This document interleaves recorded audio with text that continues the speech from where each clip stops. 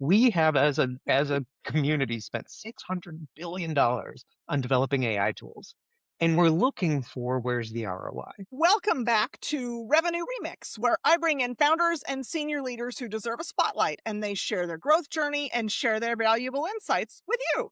I'm your host, Summer Poletti, founder and CRO of Rise of Us, where I help scaling orgs avoid wasting resources on growth strategies that fall flat.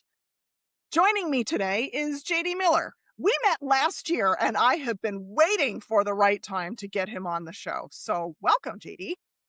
Thanks, Summer. It's great to finally be in the room with you. I'm so when your request came up on the calendar, I was so happy that you remembered. So, JD, please give a quick one sentence intro. Who are you? What do you do? And why are you here? So I'm a sales professional. I have been a CRO multiple times. I've been through 5 private equity transitions, and now I work in private equity, helping sales leaders. And I'm the author of a new book called the AI Handbook for Sales Professionals. Yay, that's why you're here. You said AI and sales when we first met, and I was like, oh my God, yes, we need to explore that. So, for the audience, it takes a very special CRO to get invited on my show because usually I hold that seat. So, you have to write a book or have some exits or something like that. Bring something new. So, JD, we feature the whole person here. So, I did some research and I found something that stuck with me. You're a CRO of the year, private equity advisor, two-time author now, a licensed food sanitation manager who feeds over 12,000 homeless guests a year in Chicago. I mean, I need to know, like, do you ever sleep? You've done some deep research there. Yeah, I mean, the common thread there is I get excited about things and I go really deep on them. And so, all the sales stuff there probably makes a lot of sense. I began as a seller, worked up through the ranks, got into private equity. So, kept working for companies that were bought and sold by private equity. Separately, I volunteered at a homeless shelter down the street that was supported by a church that could no longer manage the finances of it. So we spun it off as a nonprofit, a very private equity kind of thing to do, um, about Sorry. 15 years ago, and we serve 12,000 guests a year. And because we're serving hot meals, someone needs to hold a restaurant license. And founder president, I'm the one who goes through the classes every 4 years to get certified in safe food handling. Okay. I had not thought of that little piece. That's really interesting. It's a Well, fantastic, and I'm in classes with a woman who's the dessert and chocolate pastry chef for the Four Seasons Hotel. And, I get to learn how to do sushi and safe handling things because it's a 40-hour class you've got to take every 4 years to recertify.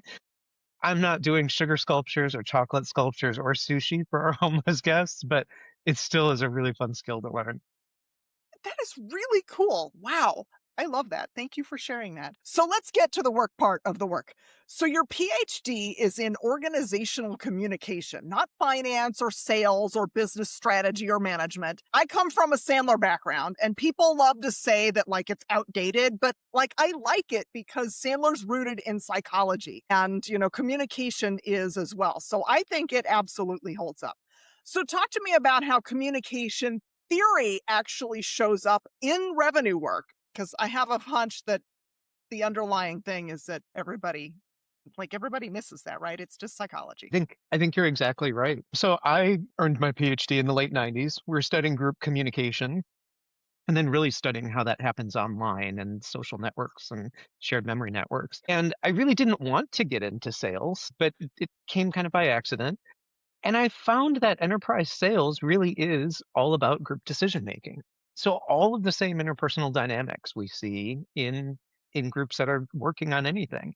It's negotiating politics with one another, looking for people's personal wins. Yes, you're here to do a specific task and hopefully select a software application that's going to get you big ROI, but it's not always the best application that wins if you haven't managed someone's personal politics or all the rest of that. So absolutely, communication scholars who know how to steer groups around, I think, make great salespeople in enterprise deals. Yeah, it's funny because the best salesperson I think I've ever worked with was a PR major first. Okay. And but I think it really just boiled down to communications and the dynamics there. Interesting. And I, Absolutely. I totally agree with you. We don't have time to get down that rabbit hole, but yes. So the companies you advise are like what my clients want to be when they grow up. So I want to work backwards and maybe give them some little nuggets of wisdom. If you're looking at a company trying to crack 50 million, maybe they're at 10 and they feel kind of stuck. What does their first real sales motion need to look like? And what do they have to get right that you almost never see done right? So I think this actually comes back to the psychology thing again. I've got a dog who we're training to do all sorts of different things. And she has learned, I do this behavior, I get a reward.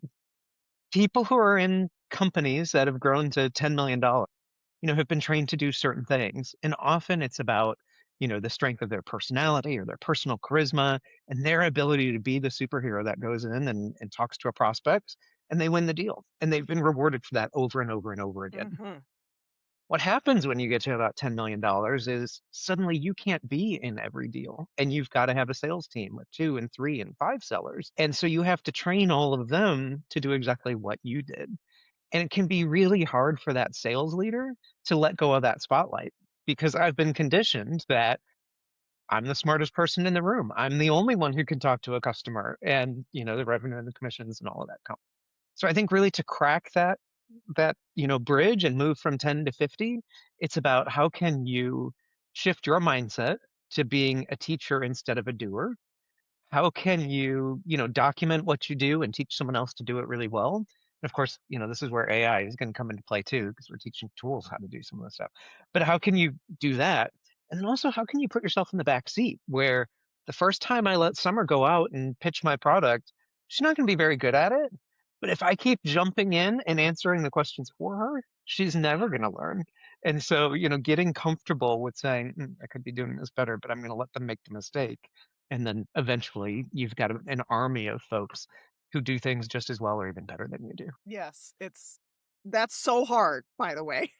That was I think you just touched on one of the hardest things I ever had to learn. Maybe walking was hard, I don't remember, but, like, yeah, because you know the answer and you're like, look, okay, I'm gonna sit here and I'm gonna be quiet, and then we're gonna have a coaching conversation when we're done. Because yikes." Yeah, and you know what? What helped me was creating a mentor program on my teams to take the best seller and kind of clone them, because that person does not want to have like a little mini me around tagging along with them forever.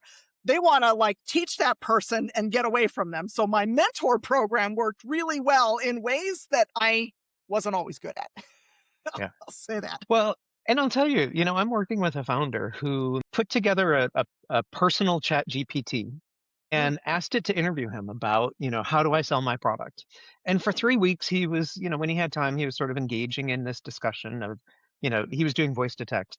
Tell me about your customers. Tell me about, why you won a deal. Tell me about why you mhm, lost a deal.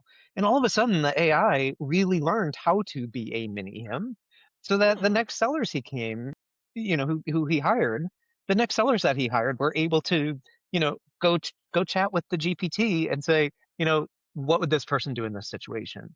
And what it allowed him to do is then spend his time focusing on the next part of the business. What's the new product? What's the new messaging? What's the new market we're going to break into? Because you got to 10 million because you were brilliant at something. And so now let's commoditize that and have you use your super special brain power to tackle the next big challenge that only you know how to address. yeah, I love that. That's where the magic happens in a business, is when the founder gets to get out of the revenue seat and really start focusing on that long-term vision and that strategic work. That's why I love what I do. That's really fun. So let's talk a little bit about the book, because that's why you're here.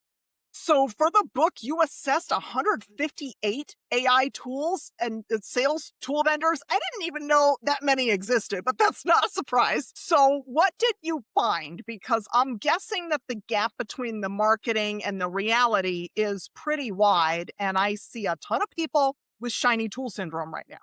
Yeah, well, I'll tell you, I didn't know there were going to be 158 when I started either. I began the process about 6 months ago, and I said, I really want to help sales leaders, maintain their relevance, and AI is coming along.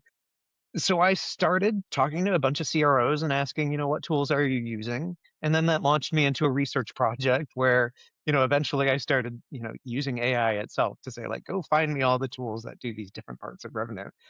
And I had 158 of them. And I thought, holy cow. One of the first things I learned is that people are AI washing everything. So, you Yes. know, Oh, yeah, I if grew it up has a chat bot, it's AI powered, right? Yes. exactly right. I started my sales career in the late 90s when we .com'd everything. And we learned in that era that there were some things that should be a .com and some things that really shouldn't. And we're seeing the same thing today. I got an ad for an AI powered toothbrush. And, like maybe that's going to be important to someone, but that's probably not going to last. But we've taught people that if you put .ai after your name, suddenly you have all this valuation. And so there's this huge crowded marketplace and everyone's got this AI tool. I think much like the .com, most of the things probably aren't going to last. But there's going to be a handful of a couple of things that really do, and we're never going to imagine what life is like without it. And we saw that in the 90s, and I think we're going to see that, now in the 2020s and into the 30s with AI. Yeah. No, I love that you brought it back to the .com. Um, I was in a service role. That was my first, real job. So I saw that and this and this. And so I think that this is why it's good that Gen Xers are still in the workplace because we saw that. We can see this one coming. And when the AI bubble bursts, because it's a bubble and it will, sorry, uh, we will. Okay, I've seen this story before. I know what to do, you know. Okay, But so also don't discount it because I remember early on saying I'm not going to get on Facebook because that's just for young kids. And eventually I learned that you've got to learn how to use social media because whether it is LinkedIn or Facebook or Twitter or Blue Sky or whatever the next one is, you've got to be literate in that. And I think for that's the sure. same thing with AI is, there are Yeah. some folks my age who are like, it's a passing fad. No, it's not. It's going to No, be it's part of the not. future. Not all the things we say it's going to be, but some parts of it are going to survive. And so we've got to keep experimenting and trying. 100%. To any AI resistor, I will say it's already here, so stop. Yes, you have to learn how to use it. Are we going to see a die off of like all sorts of .ai or all these like there's going to be, Google rose to the top. So there's going to be some folks that, those orgs rise to the top, but AI is not going to go away because websites, I don't know, didn't go away. Well, and what I learned too is we think about the start of AI in November of 22 when ChatGPT kind of burst on the scene. But actually, AI is pattern matching that's been around since the 70s and 80s. So it began, I used to use Microsoft Word, and it was amazing when you could run spell check at the end. And that was just doing some basic pattern matching. And then the, computing power was able to do that faster, and we started to get predictive completion. So, you started typing REC, you probably meant receive. And then, computer power got faster and it started to say, "Oh, you meant receive a free gift with purchase." And now we've got really fast machines with lots and lots of data, and so it can predict, paragraphs and write pictures. It's just an evolution of things that we've had with us all along. Yeah. Well, and I'm going to add like autocorrect, it gets stuff wrong sometimes. Absolutely. Oh boy. Okay. So let's see. So the subtitle enough about AI. And so I love that you had like you're trying to make sure that leaders stay relevant because we cannot hand over everything to bots and let bots run the world. Like that's just a disaster. By the way, I saw that movie. So I'm drawn to the subtitle of your book, which is the Reclaim Your Time and Expand Your Humanity. Most AI books are about efficiency and automation only. And then you kind of went the other direction. And I'm imagining that there was the communication PhD, there was a very intentional reason why. Yeah, you're exactly right. So, early in my management career, I had someone tell me, you need to delegate work to the lowest cost resource that's capable of doing the job effectively. And that meant, as a sales leader, just like your CROs at that turning point. I don't have to be the one to go on every deal. I can, empower one of my team members to do it. And they don't have to be the one who researches every account. They had BDRs and SDRs that could go do some of that work. With AI, it's great at pattern matching. And so I think AI is the new lowest cost resource to do a lot of repetitive data manipulation, all of those sorts of things. At the same time, there's uniquely human parts about selling: empathy, trust building, perspective taking, consensus building that only people know how to do. And so when we bring AI into the sales organization, yes, we're going to get really efficient when we delegate a lot of mindless tasks to AI. That leaves us more time to do our uniquely human stuff. And then I think there's so much more I would say about this. A Salesforce study said that we're spending 72% of our time right now on non-selling tasks. AI creates a huge opportunity for us to reclaim that time and then really double down on this sort of interpersonal conversation that you and I are having today. Now we have to watch out because AI tools, because they're so good at pattern matching, might trick you into thinking that they're your therapist or they're your friend. They have learned the pattern that I say I'm having a really tough day, and you say, "Gosh, I'm so sorry. I hope tomorrow's better for you, and what can we do about it?" But we have to remember that that's just a response and a predict the next syllable trick. It really doesn't have this theory of mind to know what we're talking about. And in a sales cycle, we really need a physical human on the other side to have that connection with you. And so that's really what Reclaim Your Humanity is all about when we talk about this. Yeah, no, I love that. It's a get out of my head moment because that's what I will tell people constantly. It's like, no AI BDRs, please. No AI calling. No, none of that. There are certain things that you cannot or should not delegate to the bot. Just because the technology exists to do it does not necessarily mean that it's a good idea. I absolutely agree. Cloning technology is getting really good. I can say a couple hundred words into a microphone and an AI bot can, use my voice. And of course, I'm all over the internet. So you can send an AI bot to say, what's JD likely to answer in these questions? But we really don't want a virtual JD. On the other hand, if you're going to interview JD, all of this data about me is on the internet. And so it's really easy to go get prepared and have a bot go, find all the information and learn about that food sanitation license. I don't know where you found that, but, potentially, prep a salesperson with those Yeah, yeah, kind of little sure. details that are going to make that interpersonal connection and make you better when you sit down and have the conversation. Yes. So A, you figured out my trick. I have Podcast Bot. Podcast Bot knows exactly the type of conversations that I like to have, which are, hey, find out what this person is talking about and figure out what else we can ask them because I am not here to produce oh, here's what I go on a lot of podcasts. Here's what I usually talk about. Okay, perfect. We are not going to talk about that. That's right. And then when I build, I leave an AI me with every client that I work with at the end of that engagement. And one of my clients calls it like he has a sales coach in his pocket. Like I'm not a coach, but still Yeah. coaching is part of what I do. And it's like all my stuff is in there.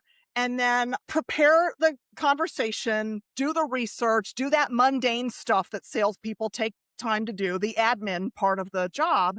And the interesting thing I didn't predict was that they start running faster sales meetings because they're not starting with the same stuff, like the get to know you Yep. stuff. The first person that I did this with, he said he cut his sales meetings in time by like a third. And it was because he's starting in the middle of the conversation because the bot did all the research and he didn't have to ask all that other stuff. How And the long have you been prospect in must love business? that. This and that. Yes, yes, because when you schedule 30 minutes and you're done in 20, I love it. Fantastic. Yeah. So, yay. Let's see. So, speaking of AI adoption, quick pause. The questions I ask when I'm on this show, the topics we talk about, these are the same things I see when I run diagnostics and retainers for growth stage companies. Why is revenue stuck? What's breaking? What should leadership own to fix it? What should you do most importantly now? What should you do, but it's less urgent and you can do it later? Most leaders think they need more leads, more pipeline, maybe even another salesperson. But the real issue is usually revenue architecture. Sales, marketing, customer success, and partnerships, They're all drifting apart or they're not systemized. This is what my diagnostic uncovers. And it's custom to your business. I don't bring the same deck to every company. Growth is way too nuanced for that. If you've been listening to the show and thinking, I'm not sure what's costing us revenue, I'm not sure exactly what to do, that is what my diagnostic is for. DM me on LinkedIn if that might be useful to you. All right, back to the conversation. I see, at least from my lens, a massive variation. I see people who have agents and who are using custom trained GPTs and like AIs everywhere. And then I see others who are like, the board wants us to do AI. And then there's everything in between. But I think the one constant is that like everyone is feeling pressure to do AI and keep up. So for any sales org that still feels like they haven't really adopted it, even though, it's everywhere, where should they start? And how do they avoid chasing every shiny new tool that shows up in their LinkedIn feed? So I think you shouldn't feel badly if you haven't started. There was a research study came out last December in 25, which said really about 80% of American workers have not used AI in their job yet. And so I think a lot of times, tech salespeople, we're talking about it constantly, but most of the American workforce isn't there yet. And so, number one, I think we need to recognize that we're still building our digital literacy. Now, salespeople, I do think are ahead of that curve, and we see more salespeople experimenting with things. I talk a lot in the book about sort of the maturity model that says, let's start with some really simple level one kind of pilots that if you've never touched an AI tool, here are some simple, low risk, low stakes tasks that can get you just used to, someone proofreading my email or doing some basic account research. When you've got that, then all of a sudden we also deal with all the cultural issues about is AI going to put me out of a job and, all of that sort of stuff. But then you can start having an organizational conversation about where are the things that are just pattern recognition that a tool can do really well, and where are the parts of our job that are uniquely human that we have to keep a human in the seat for? And then we can start to put together, these like level two, sorts of more sophisticated deployments. And eventually people imagine this level three world where, it's agentic and there's a virtual, JD and SDR and all these things that are going off. Are we ever really going to get there? Probably not. That's probably like what the .com was.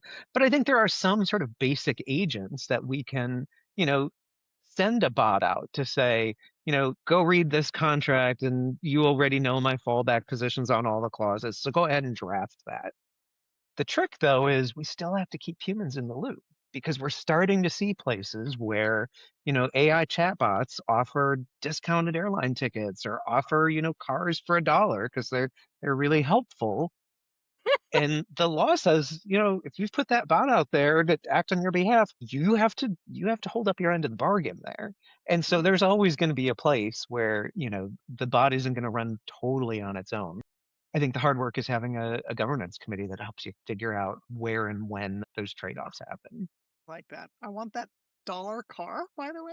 We're on the It's a market for a Chevy new car. Tahoe, a brand new Chevy Tahoe. Had been, the bot had been taught like be an agreeable, happy colleague, and Love that. someone said the most agreeable thing for me is I'd like this new car for $1. Wow. Yeah. So I think that we talk a lot about human in the loop, and where I land and when I'm working with a client is like, it has to be human led and human reviewed. You can let Yes. the bot do some things in the middle and speed things up, but your output, your input, your prompting, your like human brain and your insights, like that's going to get good output, but then it gets stuff wrong all the time. So you got to edit that and then go back to it and be like, hey, you did it wrong. Absolutely. And I mean, I Both think like a human sandwich. that's right. And I think there are core things. We've already seen legislation. New York has it, Europe has it a lot. If you're using a bot to scan resumes or you're using a bot to, do some of these like performance reviews or help you, a bot would be great to help me write a performance review. If I start and say, here's the things I've observed, and now edit my language and package it nicely. A bot is terrible at, go listen to every recording I've ever had with this person and come up with your own review on its own. So we're seeing a lot of legal landscape on that. But these are places where a human in the loop has got to be part of your process. And I think what you said earlier about, companies are telling people, go deploy AI. There's this big Sequoia Capital, 2 years ago now, he called it the $200 billion question. And a year later, he said, now it's the $600 billion question. Is we have, as a community, spent $600 billion on developing AI tools. And we're looking for where's the ROI. What's really important is that we don't go off as a company and say, go do AI because you need to do AI. That's a tool in search of a problem. You've got to start exactly where you said, is start with the people that are doing the jobs. Where is the bottleneck in your workflow? Where is the drudgery? Where is the pattern recognition and data manipulation that's no value add for you?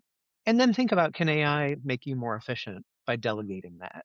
And so if you start with the people and the problem and then apply the tool, I think you're going to have a much better result than look at me, my shiny new tool, and let's see where I can use it.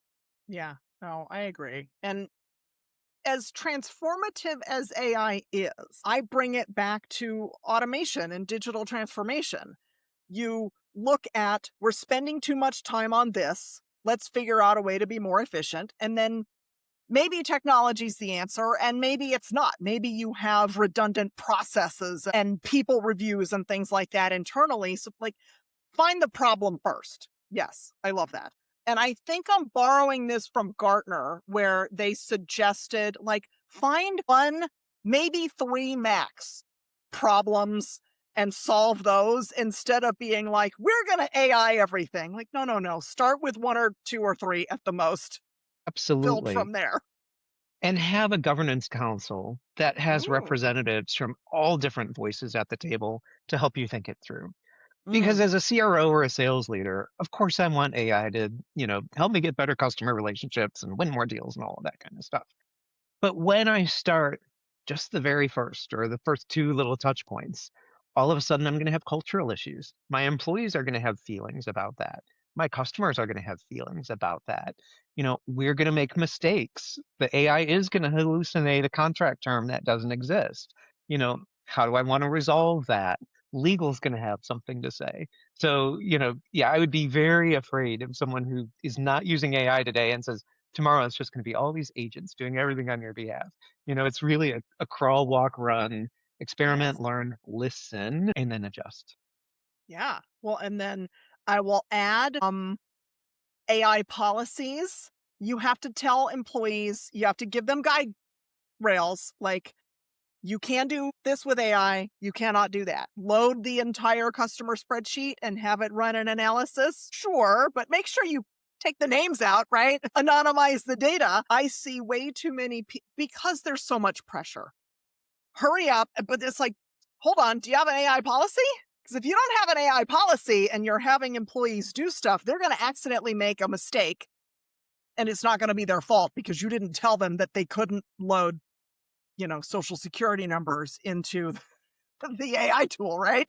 You're exactly right. And we have to make sure that policy committee is figuring out how to enable the organization. Because it's really easy to say, we've got to watch out for leaking customer information, so we're not going to allow you to put any of that in a tool. And what do we know from social psychology? People find the path of least resistance.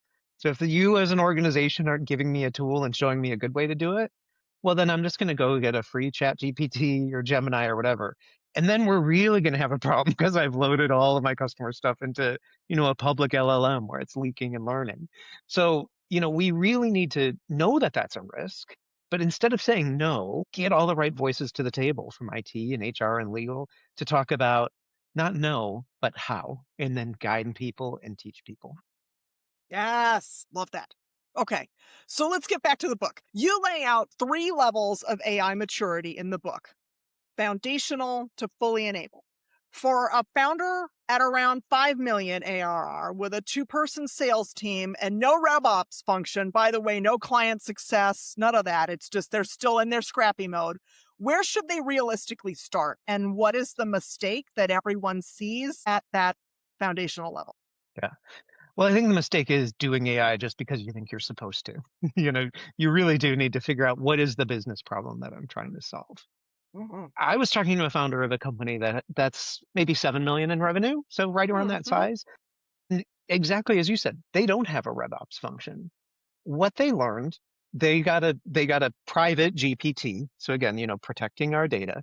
But they learned that actually with their, four salespeople, they had a small enough sales org and they had a small enough customer base that they could just use a $20 a month GPT tool to do some basic analysis that a RevOps partner would do for them.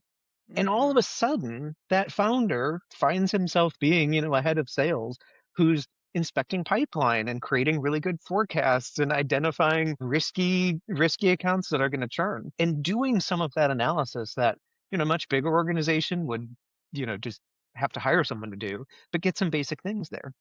I think there's a lot of good content generation for, the small organization around, marketing campaigns. As I was writing the book, I did a test. I talked to AI about a company I worked for 15 years ago. And they are now out of business, so it made no difference, But I said, here's what the product is, here's what we're about. Our logo looked like this because we had this metaphor about this bird and all of this sort of stuff. Go create me a product slick.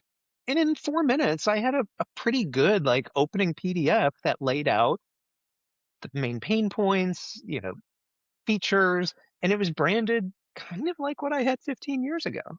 And so then taking it a step further, now that you know something about this company, who are the top best prospects in Chicago that I should be calling on?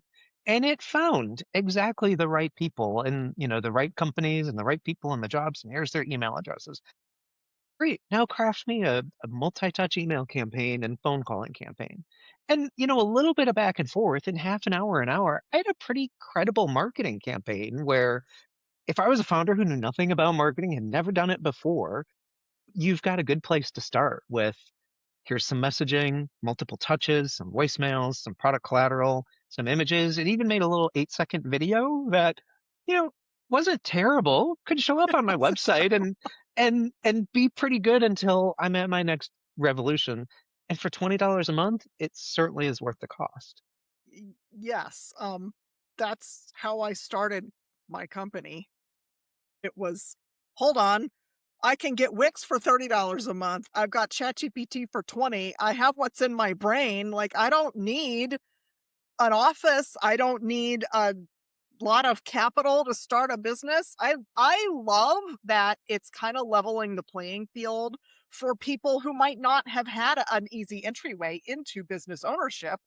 And yeah, making smaller businesses a little more efficient and able to kinda parry with their larger competitors. I love that. Yeah.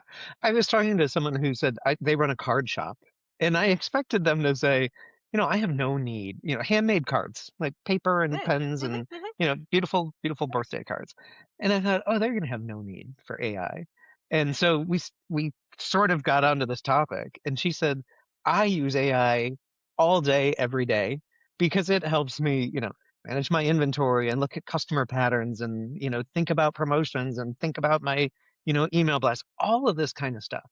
And then, you know what? Like, you're going to run a much more efficient card shop. And at some point, you're going to get to a place that you say, I've topped out on these tools, but hopefully the business is so much bigger and better. Then you're ready to start making some of the bigger investments in a real CRM system or a real inventory management or, whatever the rest of that stuff is going to be. Yeah. No, I love it. I love it. I could talk all day about that. However, I wanna get into some juicy stuff. So PodcastBot found out that you are collecting AI sales fail stories right now, like real moments where AI got it completely wrong. I'm not going to want to steal any of your stories, but I do have one to tell myself if we have enough time. But what is the worst category of failure that you're seeing? I am curious about that. Well, I'll give you a story, and then I would Yes. love to hear yours because I'm actually running a competition about this, and I'm going to be telling the story as part of my TED Talk too, which is coming up in April. It all began for me because I have this right outside the window. I have this little balcony, rooftop garden, where, it's very small. It's a mini grill. But during the pandemic, I entertained myself and I made a little Facebook page for it, an Instagram page for it. And I announced to my friends, the Chicago Bell Garden is the most exciting new bistro in Chicago. And a couple of days later, I get a phone call from a vegan meat producer, burger maker. And they saw a glamour shot that I had posted of something I was experimenting with on the grill. And they said, "Hey, we think you're using one of our competitors' products. How can we convince you to put our burger on your menu instead?" And so, I had to explain, "Hey, whatever bot you did, like, I'm not a real restaurant." And I looked at the post and it only had like 3 likes from friends. But it didn't stop there. Suddenly my door was full of a case of vegan cookies, 5 pounds of kimchi, which, holy cow, that is a lot of pickled cabbage, Yeah. and 20 pounds of steak rub from a spice vendor in London. Now, all of these folks, their AI bot had completely misunderstood the joke because it's not a person, but they were making real business decisions to spend money sending, the Chicago Bell Garden all of these food samples and hope that, we'd start serving it to our customers as well. So That's that really, now that I'm writing this book too about AI, that really started the AI Sales Fail campaign. You can go to aisalesfail.com, tell me your story, and later on this summer, we're going to pick the best ones. You're going to get a free signed copy of my book, and you're going to get some spice rub too, because I've got a whole lot of it to give away. Oh my god, I love that. That is so funny in so many different ways. Okay, so at my house, if you have too much kimchi, you put it on a taco. Like, I don't know what it is about Korean food, but it's really good on a taco. I'm from Southern California, so everything goes on a taco, but still, this is especially delicious. Oh my god, that's so funny. So my story, I should have gone first because it's nowhere near that funny. It's okay. And the Really? truth is, though, when we start asking these questions, everybody has a story, which is Yes. really why I'm really excited about collecting them. And, definitely, I want to hear your story. And then you have to That's go to super funny. aisalesfail.com and Yes. tell it there too, because you might win some steak rub. Yes, I am a prolific cook. I would love steak rub. So it's boring as compared. I was working with a scale up, well-funded, scrappy startup. Like they're hoping to get to 1 million repeatable revenue. And so everything is duct tape and band-aids. But they had a really good list in their CRM, like huge, like 14,000 names or something like that. I have no idea how they begged, borrowed, and stole those, but like they hadn't been touched in like 2 years. I'm like, okay, we need to nurture these leads. So we got Zoom info and you're optimizing the data and you're enriching and all that good stuff. And then so you can personalize things in 2022 or 3 that you couldn't before. Little AI, little automation there. So I'm like, oh yes, let's send out more personalized things. Everybody wants a personalized email. So long story short, Zoom info got a lot of stuff wrong. Um, and I forget what it was, but I do remember that the person that received it, and it was like incorrect title or something like I'm not the fill in the blank anymore. But they were really fussy about it because they had gotten promoted. And the owner of the company wigged out. She's calling me, freaking out. The campaign's wrong. People are calling me, blah, blah, blah, blah, blah. And I was like, one email, one guy, by the way, you bought Zoom info, not me. So And you got a anyway, I response. paused it. And that's when I learned that high first name is about the level of personalization that I am going to let ZoomInfo or Apollo do because their data is not as accurate as they want to tell you that it is. Yeah. Well, I mean, this comes back to human in the loop. I don't mind, a personalized email or that's a mail merged email going out. But what I'm seeing is a lot of like, hi Miller, because it's picked the wrong field, but also just personalization on stupid stuff, you know. Hi JD, this is literally what I got. Hi JD, I see that you're a technology salesperson in the Midwest. I'm one too. We should have a phone call. And, again, like I get the personalization, like you must be in Iowa and who knows what you're trying to sell to me.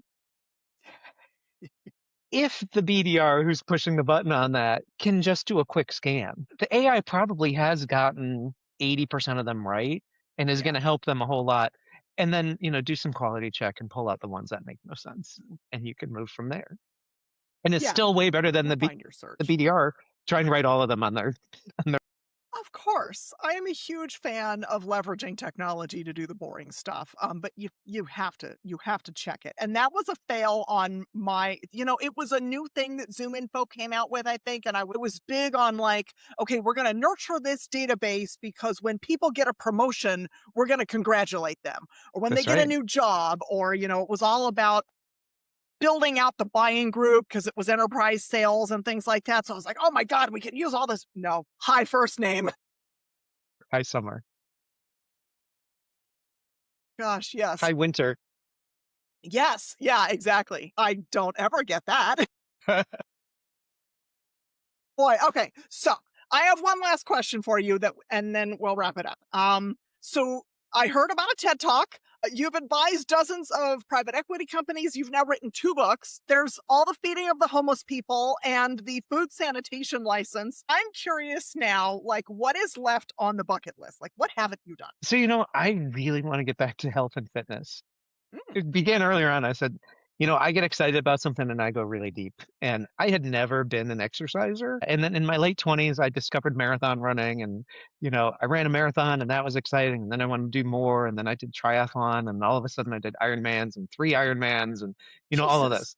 And then I completely stopped. So, and that food license manager still cooking a lot of, chocolate and all those things.